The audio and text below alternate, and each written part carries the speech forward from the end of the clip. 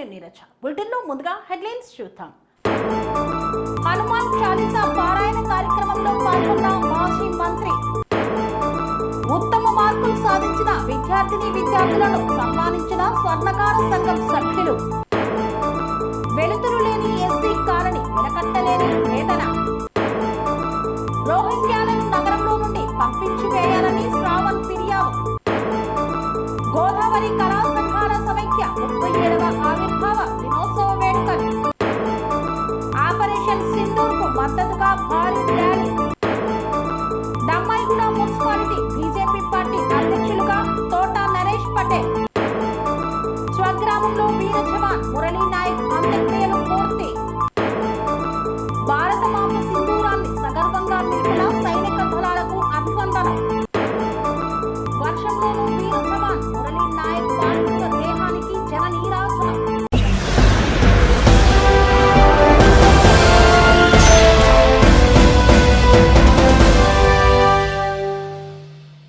హనుమాన్ చాలీసా పారాయణ కార్యక్రమంలో పాల్గొన్న కరీంనగర్ ఎమ్మెల్యే మాజీ మంత్రి గంగుల కమలాకర్. కొత్తపల్లి మండలం చింతకుంట గ్రామంలో ఆదివారం రోజున శ్రీరామభక్త హనుమాన్ సహిత గణపతి దేవాలయంలో 108 సార్లు హనుమాన్ చాలీసా పారాయణ కార్యక్రమాన్ని చాలీసా పారాయణ బృంద సభ్యులు పేరుమండ్ల కమల్ గౌడ్ ఆధ్వర్యంలో నిర్వహించారు. ఈ కార్యక్రమానికి ఎమ్మెల్యే గంగుల హాజరై ఆలయంలో ప్రత్యేక పూజలు చేసి పారాయణ కార్యక్రమంలో పాల్గొన్నారు.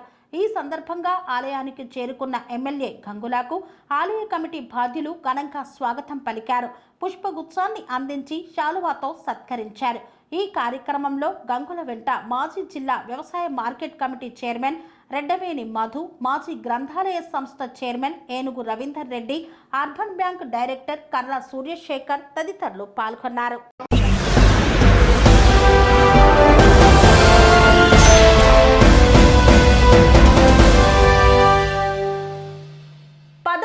ఫలితాలలో ఉత్తమ ఫలితాలు సాధించిన వారికి స్వర్ణకార సంఘం ఆధ్వర్యంలో ఘనంగా సన్మాన కార్యక్రమాన్ని నిర్వహించారు. పెద్దపల్లి జిల్లా పరిధిలో స్వర్ణకార కుటుంబాలకు చెందిన 10వ తరగతి ఇంటర్మీడియట్ ఫలితాలలో ఉత్తమ మార్కులు సాధించిన విద్యార్థులకు పెద్దపల్లి జిల్లా స్వర్ణకార సంఘం ఆధ్వర్యంలో సుల్తానాబాద్లోని ఆర్యవైశ్య భవన్లో విద్యార్థులకు పలువురు ముఖ్య అతిథుల చేతుల మీదుగా సన్మాన కార్యక్రమాన్ని నిర్వహించారు. ఈ కార్యక్రమంలో స్వర్ణకార సోదరులు అందరూ అధిక సంఖ్యలో పాల్గొన్నారు.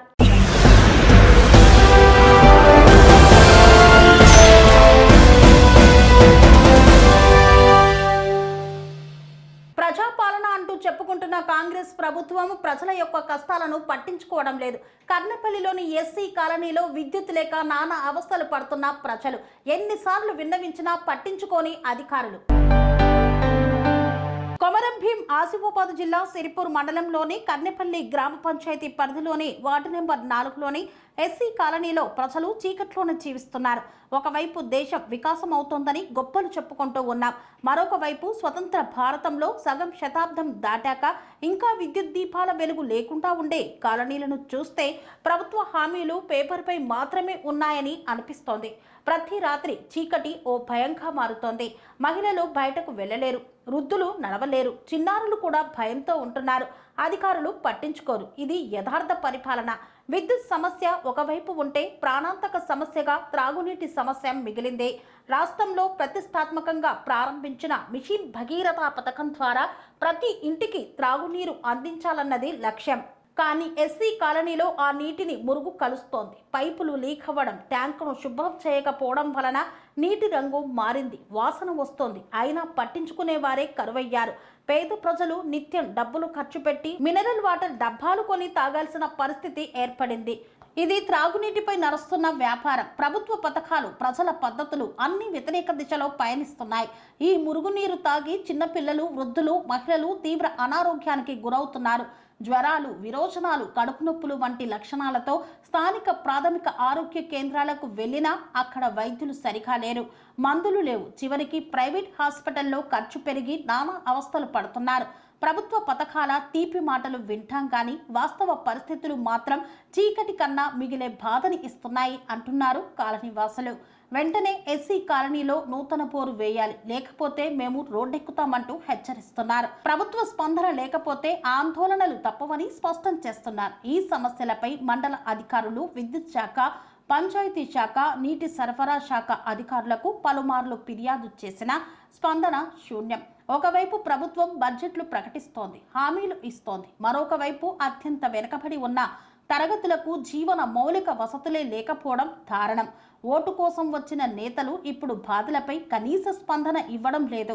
ఇది ప్రజాస్వామ్యంలో నీచంగా మాలిన రాజకీయాల చేతిలో చిక్కుకున్నదని చెప్పక తప్పదు. ఎస్సీ కాలనీ ప్రశ్నలకు సమాధానం ఎవరు చెప్తారు? విద్యుత్ లైట్లు ఎందుకు లేవు? మిషన్ భగీరథ నీటిలో మురుగు ఎందుకు కలుస్తోంది? ట్యాంకులు శుభ్రం చేయని వారు ఎవరు? నీరు తాగి అనారోగ్యం చెందిన బాధితుల బాధ్యత ఎవరిది? నూతన బోరు వేయడంలో ఆలస్యం ఎందుకు? ఇప్పుడైనా కలెక్టర్, ఎమ్మెల్యే, మిషన్ భగీరథ అధికారులు, విద్యుత్ అధికారులు, పంచాయతీ అధికారులు, మండల అధికారులు స్పందిస్తారా? లేక ప్రజల కష్టాలు రాజకీయ మౌనానికి బలైపోతాయా? ఇప్పటికైనా అధికారులు స్పందించి ఎస్సీ కాలనీవాసుల సమస్యలు పరిష్కరించాలని ప్రజలు కోరుతున్నారు.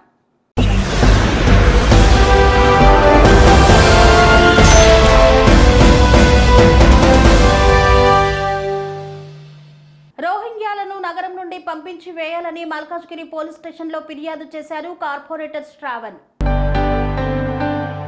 భాగ్యనగరంలో అనేక మంది రోహింగ్యాలకు జీహెచ్ఎంసీ నిర్లక్ష్యం వల్ల ఆధార్ కార్డులు, ఓటర్ కార్డులు వస్తున్నాయని, దీనివల్ల కాంగ్రెస్ పార్టీ లాంటి వాళ్ళు మైనారిటీలకు మచ్చిక చేసుకునే రాజకీయాలు చేస్తున్నారని మల్కాజ్గిరి కార్పొరేటర్ శ్రావణ్ పేర్కొన్నారు. ఈ దేశ రాష్ట్ర పథకాలను వారు వాడుకొని లబ్ధి పొందుతున్నారని పేర్కొన్నారు. వెంటనే తెలంగాణ పోలీసులు చర్యలు చేపట్టి ఇటువంటి వారిని వెనక్కు పంపాలని శ్రావణ్ డిమాండ్ చేశారు. ఈ మేరకు మల్కాజ్గిరి భారతీయ జనతా పార్టీ ఆధ్వర్యంలో మల్కాజ్గిరి పోలీస్ స్టేషన్ లో ఫిర్యాదు చేశారు. అందరికీ జై శ్రీరామ్. ఈరోజు భారతీయ జనతా పార్టీ మల్కాజ్గిరి శాఖ ఆధ్వర్యంలో ఈరోజు మల్కాజ్గిరి ఎస్హెచ్ఓ గారికి ఒక రిప్రజెంటేషన్ ఇవ్వడం జరిగింది. ఈ గతంలో కూడా మేము గత 3 సంవత్సరాల నుంచి కూడా పోలీస్ డిపార్ట్మెంట్ ని కోరడం జరిగింది. నగరంలో ప్రత్యేకంగా మల్కాజ్గిరిలో కూడా అనేక మంది అన్నోన్ ఫేసెస్ ఉన్నారు. మల్కాజ్గిరిలో ఉన్నటువంటి ఇక్కడ పుట్టి పెరిగినటువంటి ముస్లిమ్స్ అనేక మంది మాకు కనబడతా ఉన్నారు. మరి వీటిపైన చర్యలు చేపట్టాలి. వీళ్ళు ఎక్కడి నుంచి వస్తున్నారు, మరి వీళ్ళకి ఆధార్ కార్డులు, పాస్పోర్ట్లు, లేకపోతే డ్రైవింగ్ లైసెన్స్లు, ఓటర్ ఐడీలు ఏ విధంగా వస్తున్నాయి, వాళ్ళు ఇక్కడ పౌరులుగా ఏ విధంగా చలామణి అవుతున్నారని దానిపైన ప్రత్యేక దర్యాప్తు జరిగించాలని చెప్పి గత 3 సంవత్సరాలుగా మేము మరి చెప్తానే ఉన్నాం. అది ఈరోజు మరి ప్రపంచం మొత్తం కూడా తెలిసింది.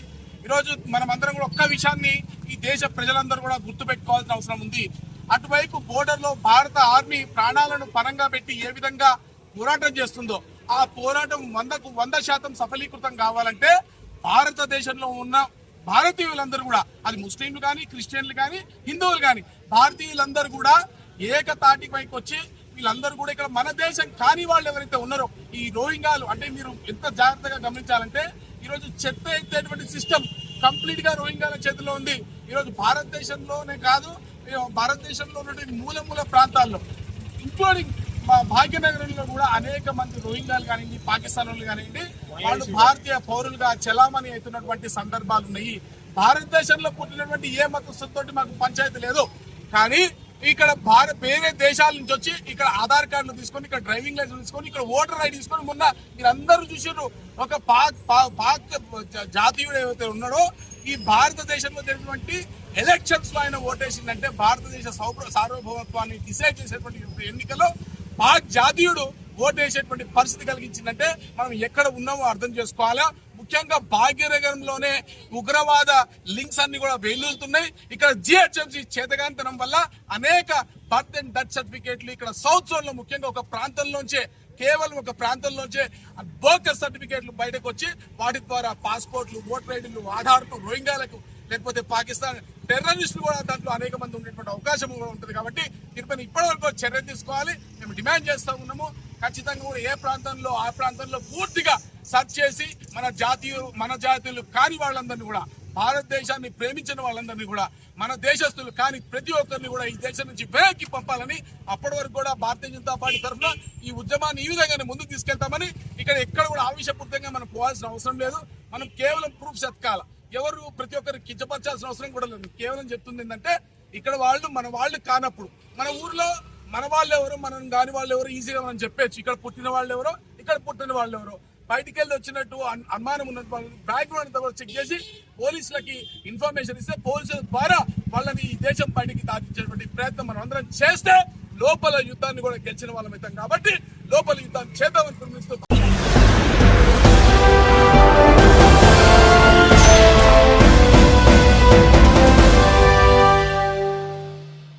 గోదావరి కని కళా సంఘాల సమైక్య 37వ ఆవిర్భావ దినోత్సవ వేడుకలను విజయవంతం చేయాలని ఈ సందర్భంగా పిలుపునిచ్చారు. గోదావరి కని పట్టణంలో ఈ నెల 17న కళా సమైక్య సభ్యులందరి సహకారంతో జరుగుతున్న గోదావరి కళా సంఘాల సమైక్య 37వ ఆవిర్భావ దినోత్సవ వేడుకలను విజయవంతం చేయాలని గోదావరి కళా సంఘాల సమైక్య అధ్యక్షులు కనకం రమణయ్య కళాకారులకు, కళాభిమానులకు, కళా పోషకులకు, ప్రజలకు పిలుపునిచ్చారు. గోదావరి కళా సంఘాల సమైక్య ఆధ్వర్యంలో గోదావరి కని పట్టణంలోని Singareni SC ST employees welfare association ఆవరణలో గల స్ఫూర్తి భవన్లో కళా సంఘాలు, కళాకారులతో సమావేశం నిర్వహించారు. ఈ సందర్భంగా ఆయన మాట్లాడుతూ 17వ తేదీన గోదావరి కని పట్టణంలో RCOA క్లబ్లో అంగరంగ వైభవంగా కళోత్సవ నిర్వహణ జరుగుతుందన్నారు. వివిధ కళా సంఘాల బాధ్యులు, కళాకారులు వివిధ కళారూపాల ప్రదర్శనలు ఇవ్వనున్నట్లు వెల్లడించారు. కళాకారులు ముందుగానే వారిచ్చే ప్రదర్శనలు కళా సమైక్యకు అందచేయాలన్నారు. గోదావరి కళా సంఘాల సమైక్య వ్యవస్థాపకులు బొంగూరి మధు, రేణుకుంట రాజమౌళిలు మాట్లాడుతూ గోదావరి కని పట్టణంలో గొప్ప సంకల్పంతో గోదావరి కళా సంఘాల సమైక్య ఆవిర్భావ దినోత్సవాలు ఏర్పాటు చేస్తున్నందుకు అభినందించారు. కార్యక్రమాలను విజయవంతం చేసుకోవాలని కళాకారులకు, కళాభిమానులకు, కళా పోషకులకు పిలుపునిచ్చారు. ప్రాంతంలో మరి అభివృద్ధి చెందడం జరిగింది. మరి జిల్లా, రాష్ట్ర, జాతీయ స్థాయిలలో, అంతర్జాతీయ స్థాయి వేదికలలో కూడా వారు ప్రదర్శనలు ఇస్తూ ఎదుగుతూ వస్తున్నారు. ఇటు బుల్లి తెర పైన అలాగే వెండి తెర పైన కూడా మరి యూట్యూబ్ స్టార్లలో కూడా చాలామంది జానపద కళాకారులు, మరి నటులు, మరి గొప్ప నృత్య కళాకారులు మరి అభివృద్ధి చెందడం అనేది జరిగింది.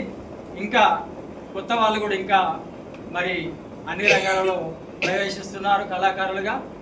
మరి అలాంటి ఘనత కలిగినటువంటి గోదావరి కళా సంఘాల సమాఖ్య మరి 37వ ఆవిర్భావ వేడుకలను ఈరోజు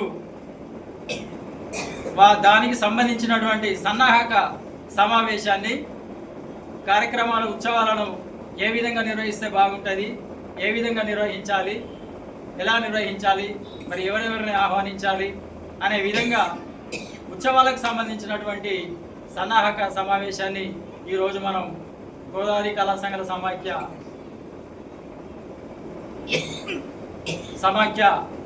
ఈ యొక్క ఆవరణలో సింగరేణి ఎస్సీ ఎస్టీ సంక్షేమ సంఘం స్ఫూర్తి భవన్లో ఈ యొక్క సమావేశాన్ని నిర్వహించుకుంటున్నాము. మరి విచ్చేసిన అందరికీ కూడా మరి మరొకసారి స్వాగతం, సుస్వాగతం పలుకుతూ ఈ నెల 17వ తారీఖున RCOA క్లబ్లో ఉదయం 10 గంటల నుండి మన యొక్క ఉత్సవాలు ప్రారంభమవుతాయి. మరి వాటికి గౌరవ ఎమ్మెల్యే గారిని ఇంకా మిగతా ప్రభుత్వ అధికారులను కూడా మనం ఆహ్వానించబోతున్నాము. కాబట్టి కార్యక్రమంలో మరి సలహాలు, సూచనలు ఏ విధంగా నిర్వహిస్తే బాగుంటుందనే ఉద్దేశంగానే ఈ యొక్క సమావేశాన్ని మనం నిర్వహించుకుంటున్నాం. కాబట్టి అందరూ కూడా మరి తమ తమ అభిప్రాయాలను, మరి మీరిచ్చే సూచనలు, సలహాల మీదనే మరి కమిటీ నిర్ణయం తీసుకొని మరి కార్యక్రమాలను నిర్వహించుకుంటుంది. కాబట్టి మరి దీనికి దృష్టిలో పెట్టుకొని మరి అందరూ కూడా మీ యొక్క సంస్థ ద్వారా మరి అన్ని కళా సంస్థలను, గోదావరి ఖనిలో ఉన్నటువంటి అన్ని కళా సంస్థలను కూడా ఆహ్వానించబోతున్నాం. కాబట్టి అందరూ కూడా మరి ఏ కళా సంస్థ ఏ కళారూపాలను ప్రదర్శిస్తుంది, వీటన్నిటి కూడా సంబంధించినటువంటి మరి అంశాలను మరి అందరూ కూడా తెలియజేయాల్సిందిగా, మరి పాల్గొనే కళాకారుల సంఖ్యను కూడా తెలియజేయాల్సిందిగా కోరుతూ మరి ఒక్కొక్కరు మీ అభిప్రాయాలను ఈ యొక్క ఉత్సవాల గురించి తెలియజేయాల్సిందిగా కోరుతున్నాను. సన్నాహక సమితి కమిటీ సమావేశానికి వచ్చినటువంటి కళాకారులందరికీ, కళామ తల్లి ముద్దు బిడ్డలందరికీ పేరు పేరున ముందుగా మీకు కళాభివందనాలు తెలియజేస్తూ మరి ఈ సమావేశంలో అనేక సంస్థలు 30 సంవత్సరాల క్రితం ఏర్పడిన 42 సంవత్సరాలతో ఏర్పడినటువంటి గోదావరి కళా సంఘాల సమైక్యలో ఈరోజు అనేక సంస్థలు కాలగర్భంలో కలిసినప్పటికీ 37 సంవత్సరాలుగా ఒక సంస్థను కాపాడుకోవడం అనేది చాలా గొప్ప విషయం. దాన్ని కాపాడుతున్నటువంటి రమణన్న గారికి వేదిక పక్షాల ముందుగా కృతజ్ఞతలు. ఆషామాషి విషయం కాదు. మన కుటుంబంలో చిన్నగా ఏదైనా మాట వస్తేనే మనం పక్కకి వెళ్ళిపోయి వాడేదో చూసుకొని అన్నదమ్ములమే మనం దూరం ఉంటాం.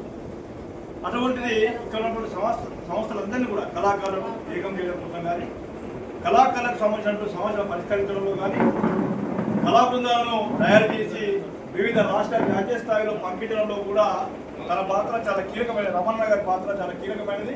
ఆయనకు సహకరించిన ప్రతి ఒక్కరు కూడా ఈ గోదావరి కళా సంఘాల సమైక్యకు ప్రధాన కార్యదర్శిగా పనిచేసిన వాసు గారు కానివ్వండి, గతంలో పనిచేసినటువంటి సభ్యులకు కానివ్వండి, కాశీపక్క రాజమౌళి గారు కానివ్వండి, వీరందరూ కూడా పేరున మరోసారి కళాభివందనాలు తెలియజేస్తూ మరి గోదావరి కళా సంఘాల సమైక్యకు సంబంధించిన ఒక గొప్ప సంకల్పాన్ని, ఒక గొప్ప ఉద్దేశంతో కార్యక్రమాన్ని మొదలుపెట్టుకున్నారు. అది విజయవంతం కావాల్సిందిగా మీ అందరూ కూడా మరోసారి శుభాకాంక్షలు తెలియజేస్తూ గోదావరి కళా సంఘాల సమైక్య ఇంతకుముందు డేట్ చెప్పినట్టు ఆ రోజంతా కూడా అప్పటికే ఇక్కడ కళా సంఘాలన్నీ కూడా చాలా విపరీతంగా కళా సంఘాలు నడుస్తూ ఉన్నాయి.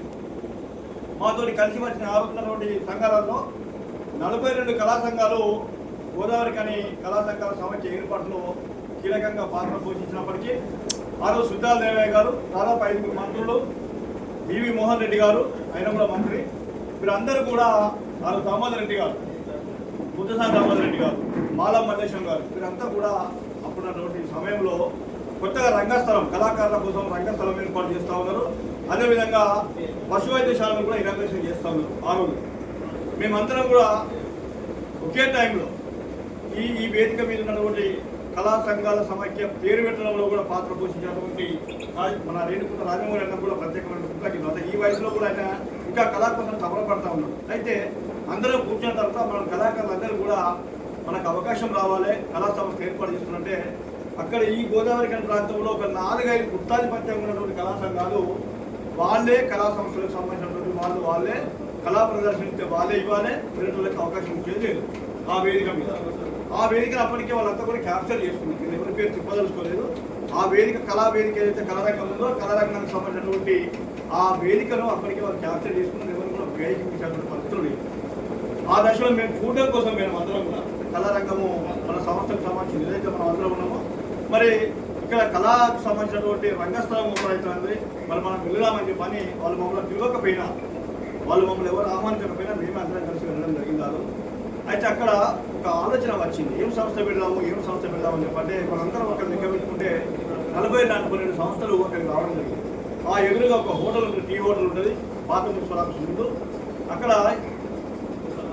పేరు నాకు అంత ఐడియా లేదు కానీ గడంచ మంచాలు వేసి ఉన్నాయి. అంతా కూడా సాయంత్రం టైంలో మరి వెంకరాజు అందరూ కూడా అప్పుడు ఉన్నారు. మరి వాళ్ళకు కూడా కొంచెం తెలుసు ఏం చేద్దామని చెప్పి అప్పటిదప్పుడే ఒక పేపర్ తీసుకొని ఎవరు వస్తే వాళ్ళు సంతకాలు పెట్టించుకొని ఏం పేరు పెడదాం అనుకున్నప్పుడు గోదావరి కళా సమైక్య ఒకటి, గోదావరి కని కళా సమైక్య ఒకటి, గోదావరి కళా సంఘాల సమైక్య అనేది ఒకటి, 3 పేర్లను సూచించడం జరిగింది.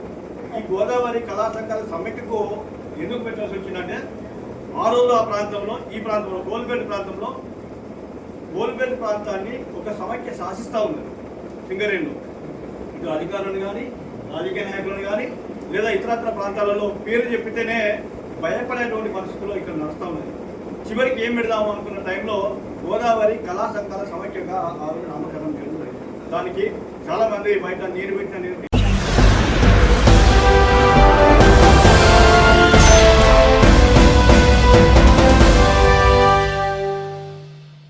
వార్తల్లో చిన్న విరామం. అనురాగానికి అమ్మ ఆదర్శం, ఆరోగ్యానికి Sri Sai homeo stores and clinic. అనుభవం, అర్హత, అంకిత భావం కల డాక్టర్లచే చికిత్స. అన్ని రకాల ఆరోగ్య సమస్యలకు నమ్మకమైన ఎంపిక Sri Sai homeo stores and clinic. Diabetes, కీళ్ల నొప్పులు, సయాటికా, వెన్నుముక సమస్యలు, థైరాయిడ్, నిద్రలేమి, మానసిక సమస్యలు, ఋతు సమస్యలు, అన్ని రకాల దీర్ఘకాలిక వ్యాధులకు ప్రత్యేక హోమియో వైద్యం. అందరికీ అందుబాటులో అంతర్జాతీయ హోమియో వైద్యం Shri Sai homeo stores and clinic. మీ ఆరోగ్య సమస్య ఏదైనా ఇప్పుడు పరిష్కారం సాధ్యం. సైడ్ ఎఫెక్ట్ లేని వైద్యంతో సంపూర్ణ ఆరోగ్యం కొరకు సంప్రదించండి Shri Sai homeo clinic and stores, Bhavani Nagar, Ambedkar Nagar road, old Alwal, Secunderabad. సంప్రదించాల్సిన ఫోన్ నంబర్స్ 9000751751 మరియు 9000422525.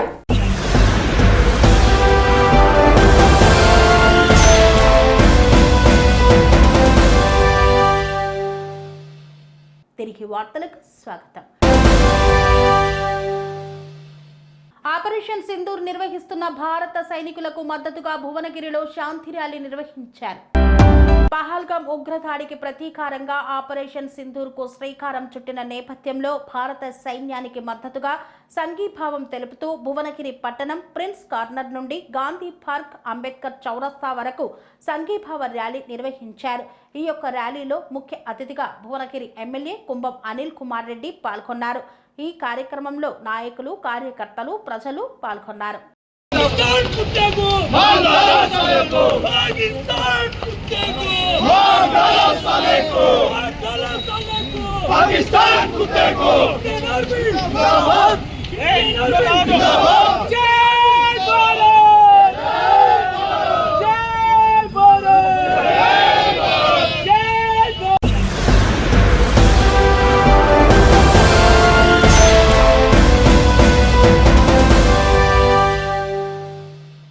దమ్మాయిగూడ మున్సిపాలిటీ బీజేపీ పార్టీ అధ్యక్షుడిగా ఎన్నికైన తోటా నరేష్ పటేల్ ను ఘనంగా సన్మానించిన కార్యకర్తలు.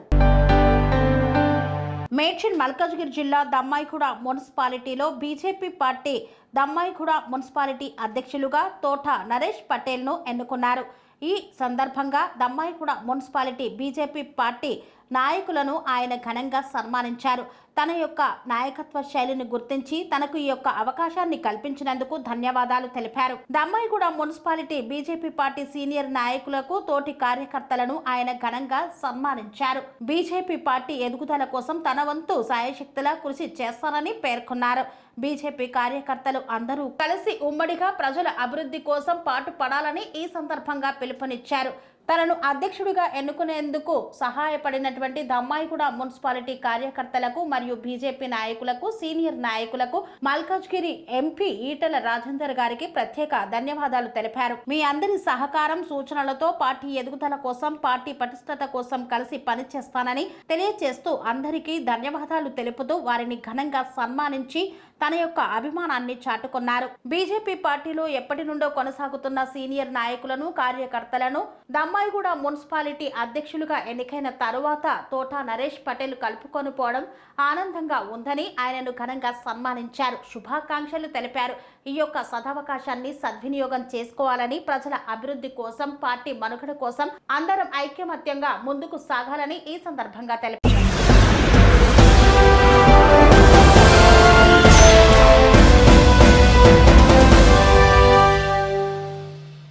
అధికారిక లాంఛనాలతో పూర్తయిన వీర జవాన్ మురళీ నాయక్ అంత్యక్రియలు. ఈ యొక్క కార్యక్రమంలో పాల్గొన్న మంత్రి సత్యసాయి జిల్లా కల్లితండాలో వీర జవాన్ మురళీ నాయక్ అంత్యక్రియలు పూర్తయ్యాయి. మురళీ నాయక్ కుటుంబం వద్దకు మంత్రులు పవన్, లోకేష్, సవిత, అనిత, సత్యకుమార్ యాదవ్, అనగాని సత్యప్రసాద్, ఇతర ప్రముఖులంతా హాజరయ్యారు. వీర జవాన్ మురళీ నాయక్ కు నివాళులు అర్పించారు. మురళీ నాయక్ కుటుంబానికి ప్రభుత్వం అండగా ఉంటుందని మంత్రులు హామీ ఇచ్చారు. మురళీ నాయక్ తండాగా మారుస్తాం. మురళీ నాయక్ కుటుంబానికి 50 లక్షల ఆర్థిక సహాయాన్ని ప్రభుత్వం తరపున అందిస్తామని ఉప ముఖ్యమంత్రి పవన్ కళ్యాణ్, మంత్రి నారా లోకేష్ వెల్లడించారు. మురళీ నాయక్ పార్థివ దేహానికి నివాళులు అర్పించడానికి వచ్చిన లోకేష్ మురళీ నాయక్ కుటుంబానికి అండగా ఉంటామని, ధైర్యంగా ఉండాలని భరోసానిచ్చారు. అదేవిధంగా జిల్లాలో మురళీ నాయక్ స్మారక చిహ్నం ఏర్పాటు చేయాలని నిర్ణయించినట్లు ఈ సందర్భంగా తెలిపారు. మురళీ నాయక్ తండ్రికి ప్రభుత్వ ఉద్యోగం ఇవ్వాలని నిర్ణయించినట్లు లోకేష్ పేర్కొన్నారు.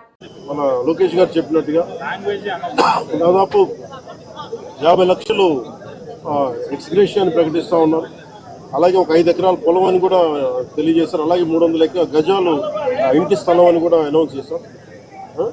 అలాగే ప్రభుత్వంలో వాళ్ళకి ఎవరికైనా సరే వాళ్ళ నాన్నగారికి కానీ ఎవరికి కానీ ప్రభుత్వ ఉద్యోగం కూడా ఖచ్చితంగా ఇవ్వాలనేది క్యాబినెట్లో ముందు పెట్టి నిర్ణయం తీసుకుంటాం. ఇవన్నీ కాకుండా నేను అదనంగా వ్యక్తిగతంగా నేను కూర్చోబెట్టి ప్రస్తుతం వరకు 25 లక్షల రూపాయలు మన కుటుంబానికి నా వ్యక్తిగతంగా నేను సాయం చేస్తానని తెలియజేసుకుని ఇది ఇలాంటి పరిస్థితులు రాకూడదని కోరుకుంటాం. కానీ దురదృష్టవశాత్తు ఇలాంటి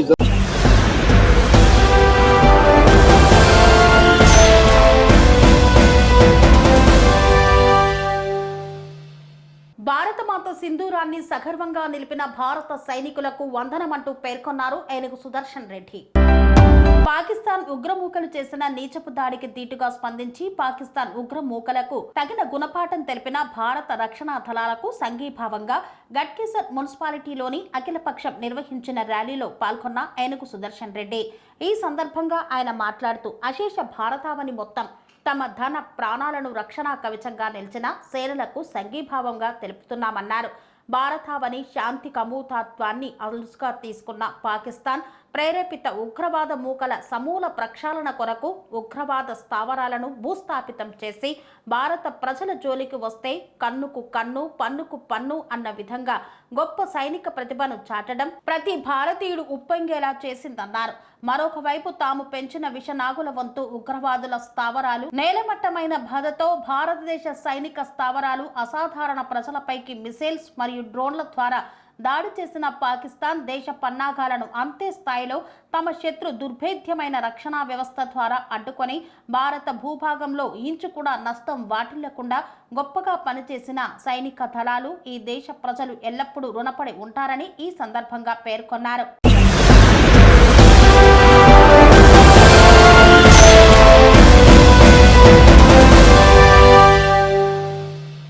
వీర జవాన్ మురళీ నాయక్ అంత్యక్రియల నేపథ్యంలో భారీగా తరలివచ్చిన జనాలు జై జవాన్ జై జవాన్ అంటూ నినాదాలు చేశారు. వర్షంలోనూ వీర జవాన్ మురళీ నాయక్ పార్థివ దేహానికి జన నీరాజనాలు పలికారు.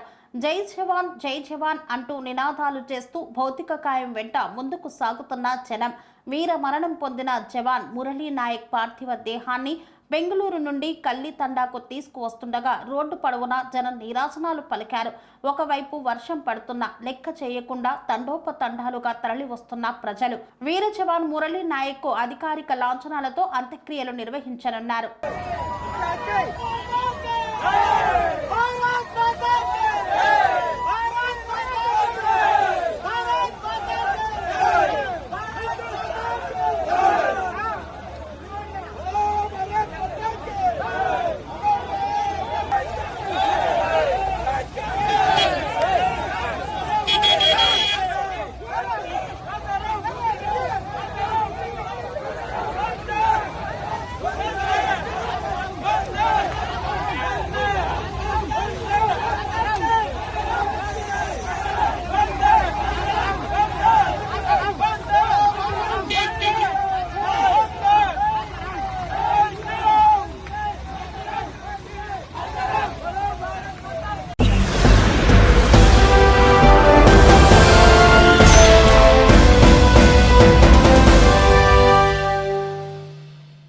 ఇంతటితో వార్తలు సమాప్తం. మరిన్ని అప్డేట్స్ కోసం చూస్తూనే ఉండండి TN9 TV.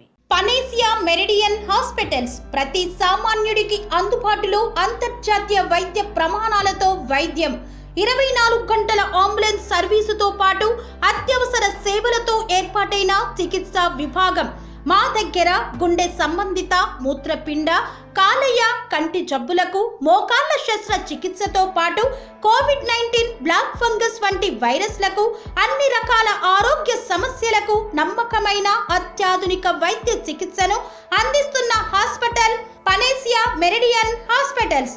మీ ఆరోగ్య సమస్య ఏదైనా ఇప్పుడు పరిష్కారం సాధ్యం.